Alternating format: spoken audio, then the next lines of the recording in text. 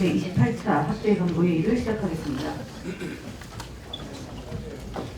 제28차 확대강의를 시작하겠습니다. 예, 장 대표님의 발언이겠습니다. 오늘 자정 일본의 태도가 변하지 않는 한 지소미아가 종료가 됩니다. 그동안 우리 정부는 다양한 채널을 통해서 외교적인 노력을 지속해 왔습니다. 그러나 이번 정부는 요지부동이어서 안타깝고 매우 유감스럽습니다. 지소미아는 불과 5년 전 박근혜 정부가 체결한 것으로 사실상 우리 안보에 매우 중요하긴 하나 필수 불가결한 것은 아닙니다. 그럼에도 불구하고 이를 유지한 것은 한일간 우호와 공존의 의미가 있기 때문입니다. 일본이 먼저 안보상 붙이는 이유로 기세를 건 이상 우리를 불신하는 국가와 군사정보를 공유할 수 없는 것입니다. 지소미아 종료의 모든 원인과 책임은 일본에 있음을 분명히 합니다. 원래 16년도는 이전에는 지소미아가 없었습니다. 12년도는 몰래 추진하려다가 국회에서 지적이 돼갖고 추진을 못했습니다. 10년도에 제가 그걸 발견했는데 한일 군사정보비료라고 되질 않고 그냥 한일 정보비료라고 제목이 되어 있었습니다. 내용상으로는 군사정보인데 군사정보라는 것을 일부러 감췄던 사실이 있었습니다. 그럼에도 불구하고 지소미아가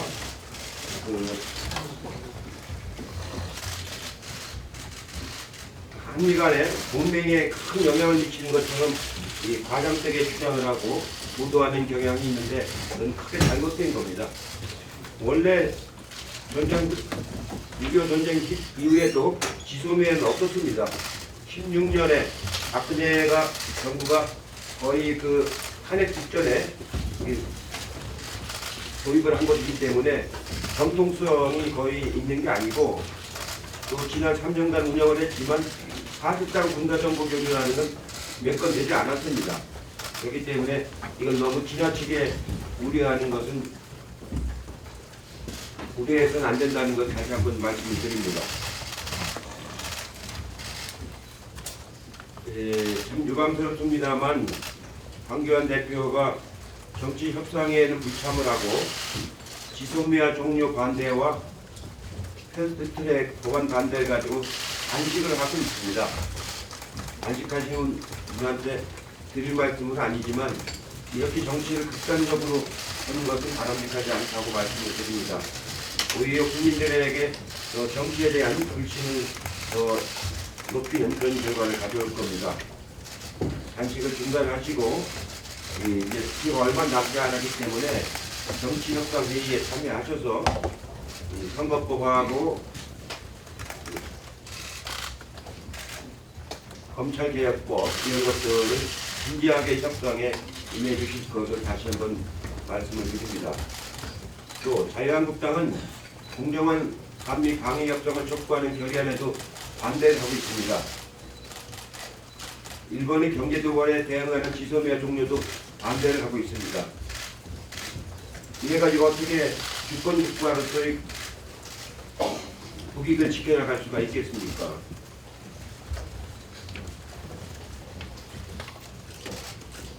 국회에는 지금 민생경제 법안이 매우 많이 쌓여 있습니다.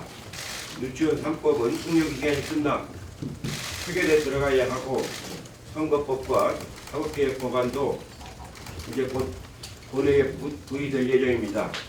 이런 상황에서 한국당은 일체 협상에 응하지를 않고 있습니다. 어제도 정치협상회의가 있었는데 황교안 대표가 단식을 하시는 바람에 참여를 못하셨습니다. 그래서 여러 가지 논의가 실질적으로 진행이 되지 않아서 매우 안타깝게 생각을 합니다. 남은 기간이라도 유종의 미를 거둘 수 있도록 많이 참여하셔서 논의에 임해 주시기를 바라겠습니다. 이상입니다.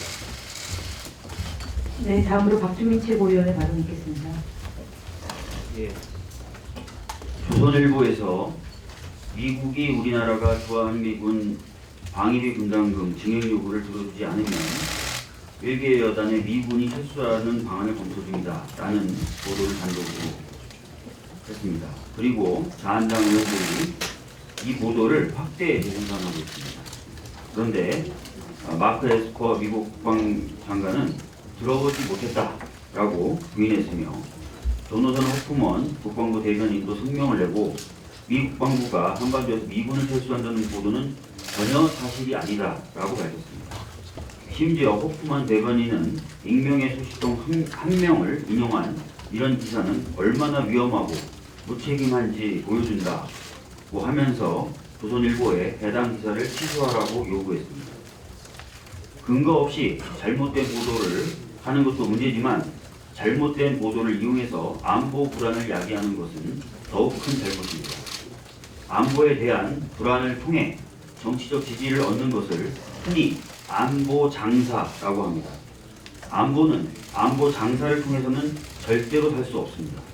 오히려 국민의 불안과 불신만 키울 뿐입니다. 더 이상 정치적 이익을 위해 국민의 안보 불안을 자극하는 일은 없었으면 합니다. 대표님도 말씀하셨지만 황교안 대표가 지금 공수처 설치, 연동형 비례제 도입 및 지소미아 종료에 반대하며 단식에 돌입했습니다. 이 단식에 대한 세 가지 의문이 있습니다. 첫째, 지난 10일 청와대에서 대통령님과 5당 대표의 만찬 시 정치적 현안에 대해 대화를 통한 협상이 이야기되었고 그에 대해 황교안 대표 역시 긍정적이었습니다. 그 이후 현재까지 여러 채널과 테이블을 통해 관련된 사안들을 논하는 자리가 이어지고 있었습니다. 그런데 갑자기 논의되고 있던 사안들에 대해 반대하는 입장을 관철시키기 위한 단식이 시작된 것입니다. 이는 지금까지의 대화를 모두 부정하는 것이자 앞으로의 대화 역시 모두 거부하는 것입니다. 이런 맥락 없는 단식을 하게 된 것을 보면 황교안 대표가 대화를 통해 문제를 해결해 나가려는 의지가 아예 처음부터 없었던 것은 아닌지 의문입니다. 둘째, 황교안 대표가 단식의 목표로 내건 사안 3가지 중 2가지는 국회에서 논의되고 있고 국회에서 해결돼야 되는 것입니다. 그런데 단식의 장소를 청와대 앞으로 삼은 것은 자신이 대표로 있는 자한당까지 포함된 국회 구성원 모두를 무시하는 것입니다. 황교안 대표의 머릿속에는 오직 대통령 그리고 그에 맞서는 자신만 있고 자한당을 포함한 국회 구성원은 없는 것이 아닌지 의문입니다. 셋째, 황교안 대표는 단식의 시작을 선언하고 전광훈 목사가 주도하는 문재인 대통령 퇴진 집회에 참여했습니다. 이날 이 집회에서는 문재인 대통령님을 향해 총격을 가해 죽인다, 저런 대통령을 살려두겠냐는 발언이 쏟아졌다고 하는데 이런 발언에 동의하는지 의문입니다. 이 점에 대해서 분명하게 밝혀주셨으면 합니다. 또 단식을 시작하면서 정광훈 목사가 주최하는 집회에 참여할 정도면 정광훈 목사와 특별한 관계로 보이는데 도대체 어떤 관계인지도 의문입니다. 대화를 해나가고 있는 상황에서 더구나 교수단체 원내대표들이 같이 미국을 방문하고 있는 상황에서 모든 대화의 가능성을 없애는 갑작스러운 황교안 대표의 단식은 일하는 국회, 대화하는 국회를 바라는 모든 국민의 기대를 저버리는 것입니다. 또 단식을 시작하면서 그동안 지속적으로 극우적 발언을 해 문제가 되고 있는 집회에 참여했다는 것은 황교안 대표가 소수의 극우적 세력의 말에만 귀를 기울이고 있는 것은 아닌가 하는 걱정을 들게 합니다. 국민의 우려를 불식시키기 위해서라도 황교안 대표는 단식을 그만두고 대화에 임해야 할 것입니다. 짧게 다른 사안 하나도 좀 말씀드리겠습니다. 이낙연 총리 동생이 공직자 윤리에 신고하지 않고 취업 제한 기업으로 옮겨서 법원에 과태료 처분을 받은 일이 있었습니다. 이런 사실 자체를 알리는 것은 이름 필요할 수도 있습니다. 그런데 이 처분의 결정서가 이 총리 동생의 주민번호 등 개인정보가 적혀있는 상태로 당사자가 받기도 전에 자한당 박상도 의원에 제공되었다고 합니다. 이후 이 결정서는 여러 언론뿐 아니라 SNS상에서도 유출되고 유통되고 있습니다. 대법원 예규에는 개인정보 보호를 위해 판결서 등을 열람 복사할 경우 이름, 연락처, 주소 등 당사자를 특정할 수 있는 정보를 모두 비실명 처리하도록 되어 있는데 언론 보도에 따르면 이 같은 규정을 위반한 채 국회에 파견되어 온 판사가 박상도 의원에게 제공한 것이라고 합니다. 개인정보가 담긴 상태에서 결정문을 제공한 판사도 잘못이지만 이후 이 결정문이 여러 언론 등에 유출되도록 한 것은 더 큰 잘못입니다. 만일 이러한 유출이 곽상도 의원에 의해서 이루어졌다면 개인정보보호법 위반 등의 책임을 져야 할 것입니다. 곽 의원은 올해 초에도 서울시 교육청으로부터 문재인 대통령 손자의 학적 자료를 제출받아서 문재인 대통령님의 딸 가족의 해외 이주 사실 공개에 논란을 빚은 바가 있습니다. 반복적으로 이런 문제가 이루어지는 것을 막기 위해서라도 이번에는 응당한 책임을 꼭 져야 할 것입니다. 이상입니다.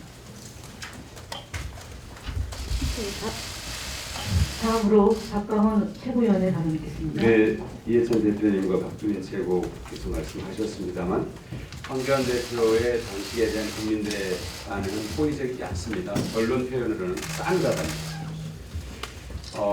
삭발에 의해서 단식이란 그 제1야당 대표의 행태도 문제라고 국민들께서 느끼지만 내건 이유가 전혀 국민들이 동의하기 어려운 그런 내용들이기 때문입니다. 특히 지소미아 종료를 반대하는 그런 내용은 일본 정치인도 하지 않는데 황교안 대표는 일본의 구구 세력을 대변하는 것인지 묻고 싶습니다. 지소미아는 대표님께서 말씀하신 것처럼 2016년 박근혜 대통령 탄핵 직전에 정말로 뭐 작전하듯이 해치운 정말로 당당하지 못한 그런 과정을 거쳐서 이루어진 것입니다.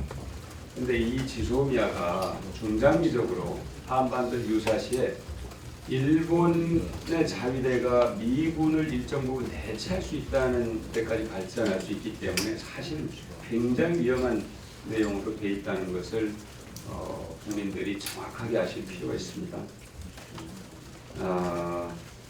사실은 국민들이 그래서 2012년에도 반대했던 것이고 2016년에도 국민들께 알렸더라면 국민들이 결코 동의하지 않았을 것입니다. 더 늦기 전에 국민들이 동의하지 않는 단식을 중단하실 것을 권고합니다.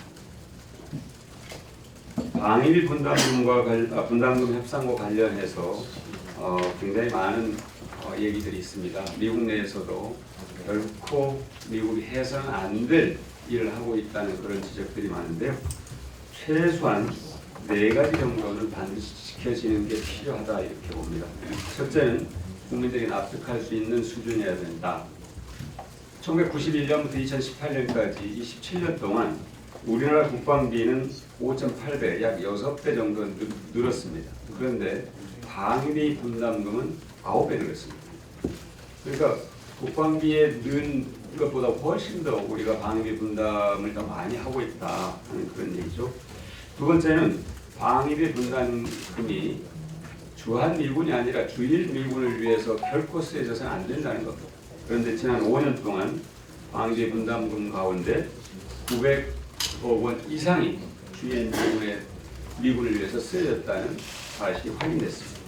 셋째는 한국이 총액을 제공하면 미국이 필요한 항목에 사용하는 방식이 아니라 정말로 필요한 항목을 제시하면 그것에 따라서 총액이 결정되는 방식으로 해야 된다는 것이고요. 마지막으로 집행 내역에 대해서 감사원의 감사가 꼭 필요하다, 검증이 필요하다는 겁니다.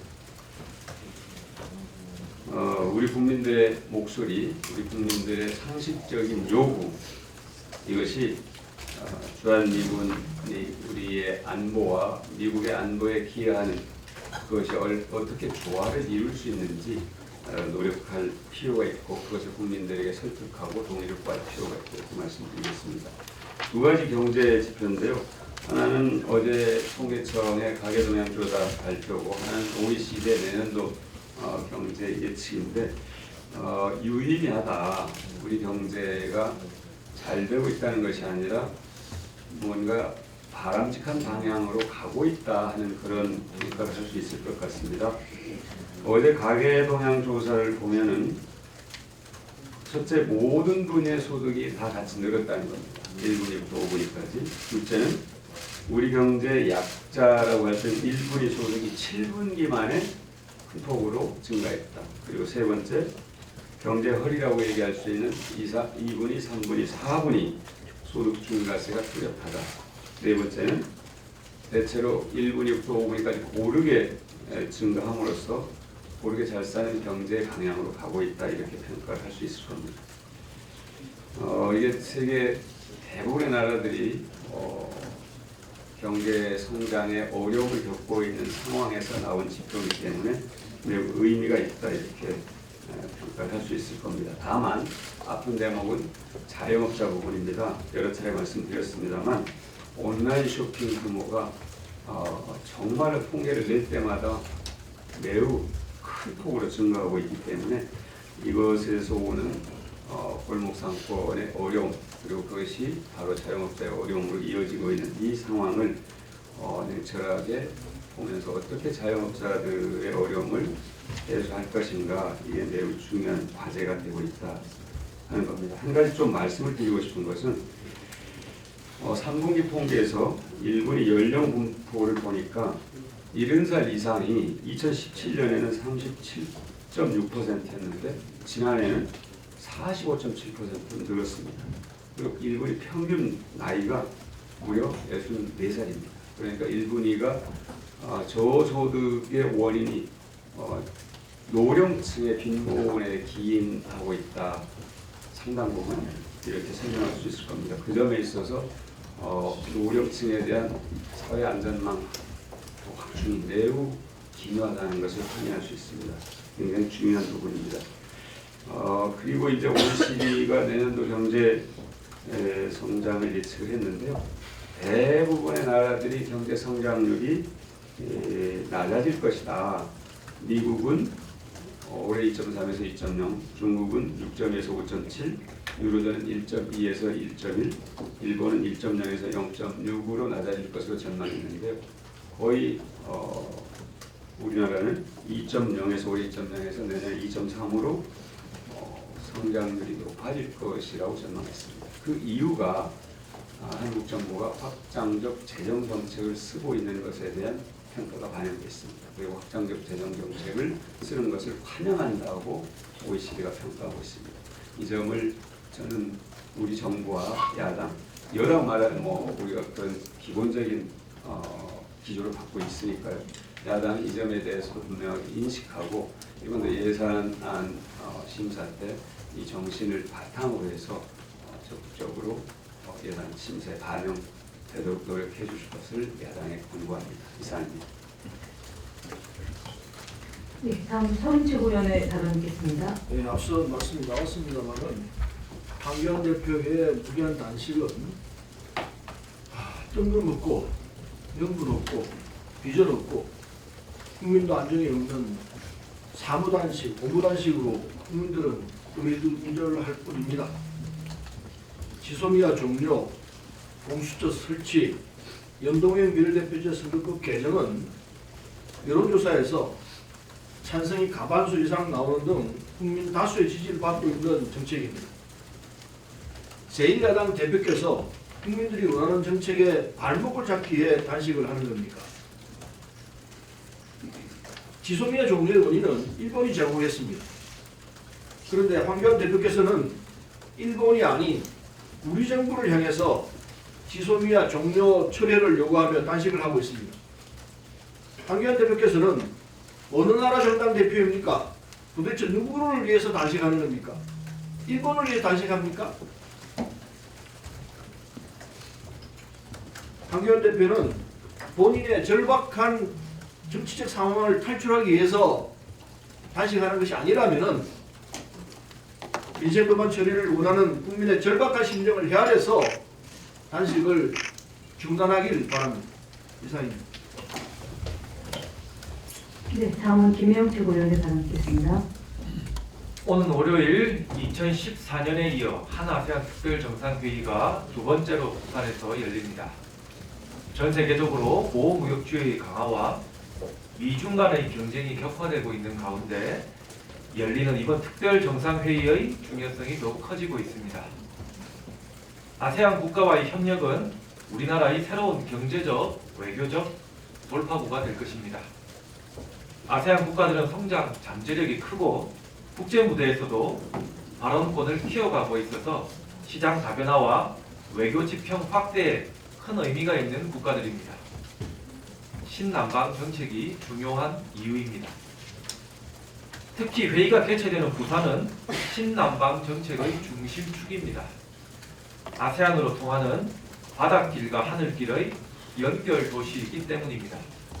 이번 특별정상회의의 성공적 개최를 통해서 부산이 대륙과 해양을 잇는 국제도시로서의 위상을 높여가는 계기가 될 것으로 생각합니다. 올해는 한아세안 관계 수립 30주년이 되는 뜻깊은 해입니다. 이번 정상회의가 아세안과의 경제교역 확대를 넘어서 한반도와 동아시아, 동남아시아를 아우르는 평화와 공동번영의 미래를 여는 시작이 되기를 기원합니다. 더불어민주당은 동북아 해양 수도 부산에서 이러한 성과들을 만들어 나가고 후속 사업들이 원활히 진행될 수 있도록 각별한 관심과 노력을 기울이겠습니다. 이상입니다. 네, 다음으로 남인순 최고위원을 받아뵙겠습니다. 네, 내부에 들끓는 쇄신 요구의 고육지책으로 시작한 자유한국당의 황교안 대표의 단식에 대한 비난이 많이 일고 있습니다. 그러자 또 궁여지책으로 또 현역 국회의원 절반 이상을 교체한다라는 그런 발표까지 있었는데요. 참 안타깝다는 말씀을 드립니다. 예산과 민생법안 논의가 정말 한참입니다. 한시가 소중하고 급한 이때에 배를 탄 선장이 곡기를 끊고 조종관을 놓아버린 격입니다. 이 배가 과연 제대로 방향을 잡을 수 있을지 참 매우 국민들은 걱정하고 있습니다. 부디 단식을 멈추시고 민생 경제 챙겨주시기를 다시 한번 부탁을 드립니다. 한 가지 더 말씀드리겠습니다. 좋은 소식인데요. 그 지상파 평일 뉴스 최초로 한국방송의 간판 뉴스의 첫 여성 메인 앵커가 발탁이 되었습니다. 이러한 결정을 환영합니다. TV뉴스 앵커의 성별 구조는 성 역할, 고정관념을 드러내는 대표적인 사례이자 고질적인 문제로 지적받아 왔습니다. 남녀 앵커의 지나친 연령 차이나 남성이 먼저 발언하고 여성이 발언하거나 또는 중요한 뉴스는 남성이, 가벼운 뉴스는 여성이 다루며 여성 앵커들을 남성 앵커의 보조적인 역할로 하는 그런 경우들도 많이 있었습니다. 국가인권위원회에서도 그 미디어에 의한 성차별 실태조사를 통해서 여성 앵커와 남성 앵커 간의 역할 분담이 남성과 여성에 대한 우리 사회의 고정관념을 확대 재생산한다고 우려를 해왔었습니다. KBS는 여성 메인 앵커 발탁의 배경으로 성차별적인 뉴스 관행을 타파하는 것이 혁신의 출발점이며 수용자 중심의 뉴스, 시대적 감수성에 반응하는 뉴스 제작이라고 밝혔습니다. KBS도 성평등에 대한 사회적 요구와 변화의 목소리에 부응하는 것이라고 보입니다. 지상파 평일 뉴스 최초로 첫 여성 메인 앵커 발탁이 보다 성인지적 뉴스 제작이 시작이 되기를 바라며 이러한 한국방송의 행보가 전반적인 방송 미디어 환경에 긍정적인 영향력을 끼치기를 기대해 봅니다. 이상입니다. 네, 감사합니다. 다음으로는 이수진 최고위원을 받아뵙겠습니다. 단과 망간 광산에 대해서 들어보셨습니까? 일본 교토에 위치한 이 기념관은 일본에 끌려가 강제 노동에 동원된 고 이정호 씨와 아들 이용식 씨가 손수 만든 박물관입니다. 군수물자 제작에 꼭 필요한 망간을 캐내는 개미굴 같은 이 광산에 끌려간 조선인 노동자들은 영양실조와 질병, 중노동에 시달리다 독립 후에도 고국에 돌아올 수 없는 한이 맺힌 우리가 꼭 기억해야 할 아픈 역사입니다. 수십 명을 한 곳에 몰아놓고 지내게 한 숙식시설은 동물을 가둬놓는 시설처럼 비참했습니다. 현재 일본 영토에서 유일하게 일제의 강제 동원과 강제 노동의 역사를 보여주고 있는 중요한 역사시설입니다. 가족의 힘으로 적자를 버텨왔지만 최근 더는 감당하지 못해 운영이 어려운 상황이 되었습니다. 저희 당 전국노동위원회를 비롯한 국회의원님들 또 한국노총과 시민사회단체가 함께 기념관과 역사를 지키기 위해 후원 사업을 진행하고 있습니다. 역사의 진실을 알리고 지키기 위한 노동자들과 그들의 노력에 박수를 보내며 저희 당과 저 또한 함께 하겠습니다. 이상입니다. 예, 다음으로 이영석 최고위원을 받아뵙겠습니다. 예, 대표님께서도 언급하셨습니다만 일본의 전향적인 태도 변화가 없다면 오늘 밤 0시 일기에 지소미아는 종료됩니다. 또한 대다수 국민들은 검찰 개혁을 위한 공수처법에 동의하고 있습니다. 상황이 이러함에도 불구하고 자유한국당 황교안 대표는 명분도 당위성도 없는 단식 농설을 하고 있습니다. 우리 속담에 종로에서 밥 맞고 한강에 가서 화풀이한다는 말이 있습니다. 지금 국회와 청와대를 왔다 갔다 하면서 단식을 하고 있는 자유한국당 황교안 대표의 이 뜬금없는 단식 농성은 자신이 대표로 있는 자유한국당에서 밥 맞고 청와대에 화풀이하는 전형적인 생떼 단식의 다름 아닙니다. 특히 황교안 대표는 단식 첫날 비이성적인 정치 집회를 주도하고 있는 정광훈 목사의 집회 현장을 찾아가서 이들을 격려하고 함께 만세 삼창을 하는 모습은 도저히 공당의 대표라고 보기에는 국민들의 눈살을 찌푸리기 위한 볼썽사나운 모습이었습니다. 자유한국당 황교안 대표는 이러한 낯뜨거운 황제 단식을 중단하고 정상적인 정치의 영역으로 돌아오시기 바랍니다. 황교안 대표가 있을 곳은 나홀로 청와대 앞이 아니라 여야 대표들이 함께하는 정치협상회의 테이블이고 한아세안 특별 정상회의가 열리는 부산의 만찬장입니다. 이상입니다. 네, 다음은 유성군 전국농어민위원장님 발언 듣겠습니다. 예, 21일 단식농성에 들어간 황교안 대표께 말씀드리겠습니다. 자유한국당 황교안 대표께서는 지소미아 종료 반대와 패스트트랙 법안 처리 반대를 단식의 명분으로 삼고 단식에 들어가셨습니다. 하지만 20대 국회 마지막 정기국회가 20여일도 채 남아있지 않습니다. 민생을 챙길 수 있는 국회의 시간이 매우 촉박합니다. 여야가 머리를 맞대고 민생 법안과 예산을 챙겨도 모자랄 시간에 제1야당의 대표가 단식에 들어간 것은 도저히 납득할 일이 아닙니다. 또한 황 대표께서는 지소미아를 대한민국 안보에 있어 결코 포기할 수 없는 사안이라고도 말씀하셨습니다. 하지만 이는 대한민국 정당의 대표가 주장할 논리라고는 생각이 들지 않습니다. 일본이 안보를 이유로 우리나라의 주력 산업인 반도체 소재의 수출을 막아 발생한 일을 전적으로 우리 정부의 책임으로 돌리는 것은 일본 정부의 적반하장 격의 주장과 다르지 않다고 생각합니다. 지소미아 현장을 주장하며 우리 정부에게 화살을 돌릴 일이 아니라 막무가내로 생떼를 쓰고 있는 일본 정부를 향해서 쓴소리를 하고 대한민국 국회와 정당의 결기를 보여주는 것이 야당 대표가 할 일이라고 생각합니다. 황교안 대표께서는 조속히 단식을 중단하고 산적해 있는 민생법과 시급한 예산안 처리를 위해 국회에서 머리를 맞댈 수 있도록 해주실 것을 강력히 촉구합니다. 지금 국회 예결산 특별위에서는 개수조정 소위원회 활동을 하고 있고 2020년 국가예산안에 대해서 심의를 이루고 있습니다. WTO 개도국지 포기 등으로 걱정하고 있는 농민들이 안심할 수 있도록 농업예산이 심의되어야 합니다. 정부가 제출한 2020년 국가 전체 예산안은 올해보다 9.3% 증가했습니다.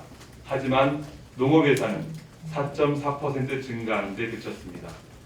국가 전체 예산에서 농업예산이 차지하는 비중도 매년 줄어들어 올해는 겨우 3%를 유지했지만 내년은 2.98%에 불과합니다.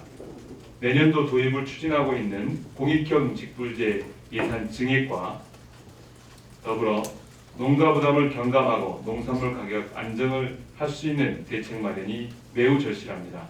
벼랑 끝에 놓여 있는 우리 농민들의 목소리를 외면해서는 안 될 일입니다. 2020년 국회 예산 심의 과정에서 농민들의 요구사항이 반영될 수 있도록 당 차원의 적극적인 협조와 관심을 부탁드립니다. 이상입니다. 네, 다음으로 홍미영 감사위원장님의 발언 있겠습니다. 지난 19일 저녁에 진행된 대통령과 국민과의 대화 시간은 참 자유로운 분위기에서 국민들의 다양한 목소리가 나왔습니다. 다문화 가정을 비롯해서 소수계층을 위한 정책을 펴달라는 의견도 적지 않았는데 특히 대통령께 두 번째 순서로 질문한 다문화학교 교사는 전국에 하나밖에 없는 공립 다문화학교 교사입니다. 그는 다문화 정책이 도대체 연구를 하고 있는 거냐, 주무부처는 왜 이렇게 많은 것이냐, 이벤트성이나 중복되는 정책들이 많으니 효과적인 체계적인 그런 정책을 펼쳐달라고 했습니다. 이에 대통령께서는 결혼 가구 10쌍 중 1쌍이 다문화 가정이고 또 그들이 결코 소수가 아니니까 한국 사회 중요한 구성원이 되었기 때문에 권리와 의무도 차등 없이 하는 것이 매우 중요하다. 이들이 우리 사회에 잘 동화할 수 있도록 하는 것이 중요한 일이라고 답했습니다. 또 그 교사는 현장의 목소리를 들어달라고 하면서 조선족 자녀, 고려인 4세, 탈북민 자녀들인 학생들의 실질적인 관심과 지원 체계가 마련되었으면 좋겠다고 강조했고, 대통령님은 그들 학생의 정체성을 지키면서 우리 문화의 다양성이 넓혀지는 그런 역할을 할 수 있도록 하겠다고 답했습니다. 특히 기억나는 건 차별이 없다는 것은 그저 동등하게 대접해 주는 것이 아니라 각기 다른 조건에 있을 때 그 조건들에 맞춰주는 것이라고 말씀하신 부분입니다. 이런 대화를 들은 이주민 관련 단체들은 사실 현 정부가 다문화 정책에 대해서는 그동안 높은 점수를 받기는 어렵지만 이번에 대통령이 다문화 이주민 문제를 공개적으로 언급하면서 관심 갖고 노력하겠다라고 말씀하신 그 자체가 큰 성과라고 본다고 합니다.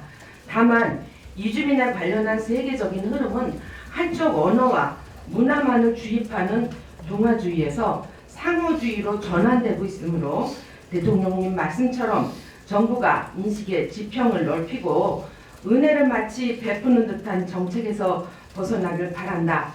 그리고 이를 계기로 국민들도 이주민에 대한 그 인식이 폭넓게 수용되기를 바란다고 했습니다.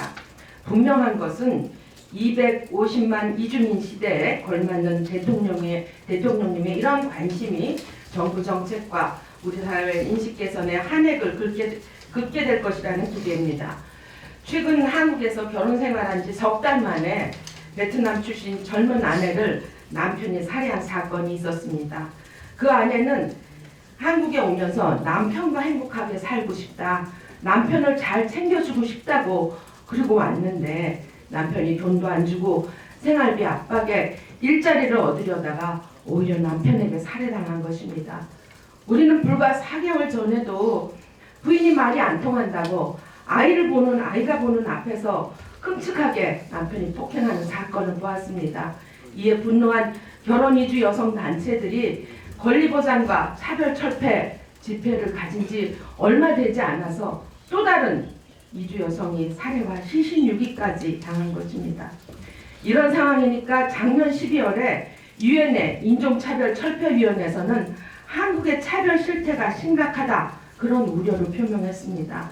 즉 유엔은 현재 한국의 정부와 사회의 인종차별적 그 제도와 정서가 우려할 만한 수준이라고 경고하면서 한국 내 인간관계 전 영역에서 국민과 비국민 간의 차별이 이루어지고 있다고 우려했습니다. 이번 사건은 우리가 시급히 개선해야 될 게 무엇인지 확실히 깨닫게 합니다. 마침 저희 다문화위원회에서는 이번 12월 3일 총선 공약 심포지움을 이번 그 국회의원 회관에서 갔습니다.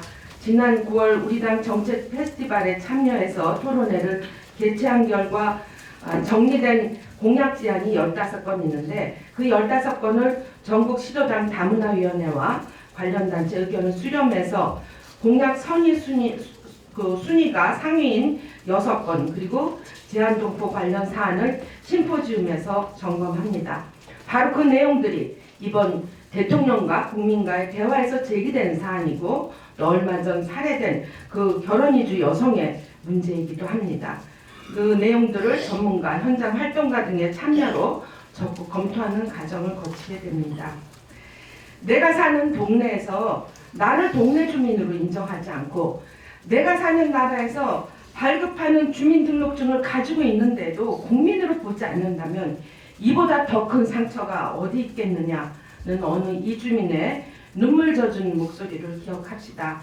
이를 기억할 때 내년 총선에 승리하고 이들이 눈물을 닦으면서 대통령과 함께 후용 국가를 만들어 가리라고 믿습니다. 이상입니다.